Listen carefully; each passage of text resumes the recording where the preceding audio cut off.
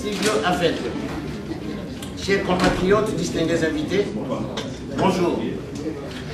Notre pays, le Congo, est transformé en zone de non-droit depuis l'arrivée au pouvoir par les armes en 1997 du dictateur, imposteur et usurpateur, le général auto-proclamé Sassou Nguesso Denis, jamais élu de toute sa vie, même pas comme maire d'Oyo. Je vais être bref comme on me le demande ici, mais sinon j'avais préparé tous les détails. La FEN a préparé tous les détails pour vous le dire ici comment le Congo a été divisé et partagé économiquement par la famille Nguesso, tel un butin de guerre.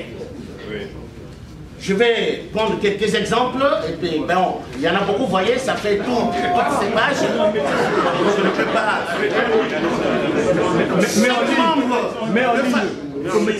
Chaque membre de famille, chaque membre de famille de la famille Nguesso dispose un secteur d'activité où il pille en toute tranquillité.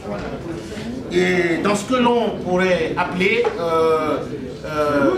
les conflits d'intérêts, où Sassou Nguesso lui-même est l'État, et qui donne les marchés à sa fille, qui loue les avions dans lesquels voyage le dictateur depuis 1997, à coût de milliards payés par le trésor public, jusqu'à 6 mois seulement où il vient d'acheter un avion. Et quand il a acheté ces avions, sa fille est allée pleurer chez lui. Et qu'est-ce qu'il a fait? Il a dit va dans le Congo et trouve d'autres marchés. Au moment où nous parlons, cette fille a acheté un franc symbolique une bonne partie de la forêt congolaise où elle vend le bois. Elle l'a acheté à son père. Quant à la ville de Brazzaville, c'est la propriété de Ninel. Et comme elle n'a pas beaucoup étudié, et donc quiconque sera son mari sera nommé maire de Brazzaville. Le pétrole du Congo, comme vous le savez, est vendu par Christian Sassou Nguesso qui vend des cargaisons et des cargaisons de pétrole à son propre nom, hein, dans le monde entier. Alors, vous savez aussi que les bus, la compagnie des bus appartient à l'INED, hein, je l'ai corrigé tout à l'heure. Elle appartient des bus, puisque les bus sont à Brazzaville, donc c'est la compagnie de l'INED. Bon, les morgues et les pompes funèbres, et les morgues et les corbières VIP. Tout ça, c'est à elle. Et certains cimetières privés. Alors, et quant à nos raffineries qui sont en Pointe-Noire, donc livrent gratuitement hein, une partie de leurs produits dans les stations espoirs appartenant à Antoinette Sassou Nguesso, hein, gratuitement. Donc les cuves de l'ancien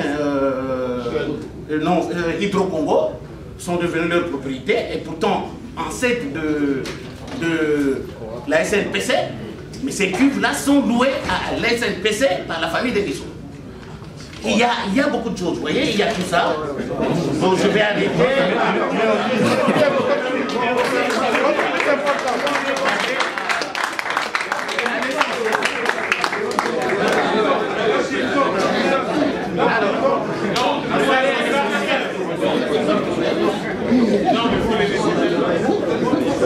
Pour aller à l'essentiel, alors, nous sommes réunis ici parce que... Une petite touche d'humour, ça marche quand même. Ça marche toujours une petite touche d'humour. J'attire l'attention de l'Assemblée ici sur le fait que c'est le dictateur général autoproclamé Sassou Nguesso Denis lui-même qui avait écrit à son parlement de transition après 5 ans de transition flexible pour faire constater la fin des hostilités, la paix qui règne dans le pays et la possibilité d'un pays gouvernable pour faire cesser sa transition et à demander la rédaction d'une constitution définitive. Mais cette constitution définitive, il va la tailler sur mesure pour lui et par lui. Et aujourd'hui, rattrapé par sa constitution, M. Sassou Nguesso pense et vient de convoquer un monologue. Hein? On se croirait dans l'Union soviétique de Staline, où Sassou Nguesso est lui-même celui qui veut changer sa propre constitution pour transformer le Congo, qui est déjà une monarchie économique, comme je viens de vous le dire ici, et je n'ai même pas terminé, car la liste est trop longue. Et donc il veut faire du Congo une monarchie politique, où le pouvoir sera une succession familiale, de père en fils. Alors, pour conclure, la FEN dit à M. Sassou Nguesso que lorsque le peuple congolais a voté une constitution qui est en vigueur, et que si M. Sassou Nguesso n'arrive pas à lire ce que prévoit cette constitution, pour un Congolais qui a plus de 72 ans et qui a passé déjà 2 mandats au pouvoir, c'est très grave. En ce moment-là, ce n'est pas un monologue qu'il doit convoquer, mais c'est une conférence nationale souveraine pour remettre le pouvoir au peuple congolais, parce que sa constitution ne prévoit rien en fin de mandat selon lui.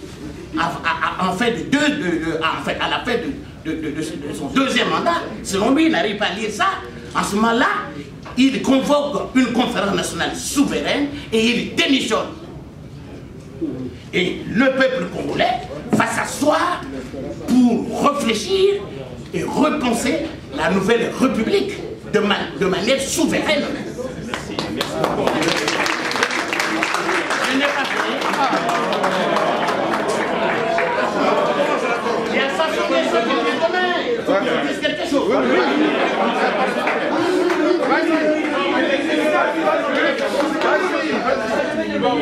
Monsieur Sassou Nguesso arrive demain à 6 h à Orly. À 6 h, hein? À 6 h du matin à Orly.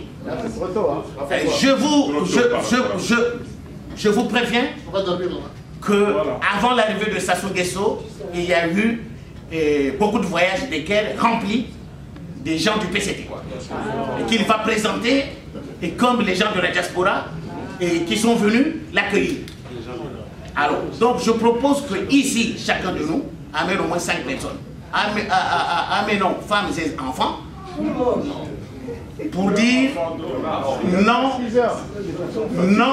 au monologue qu'il vient de convoquer, non au référendum, non au changement de la Constitution, oui au départ du dictateur Sassou Nguesso avec tout son système.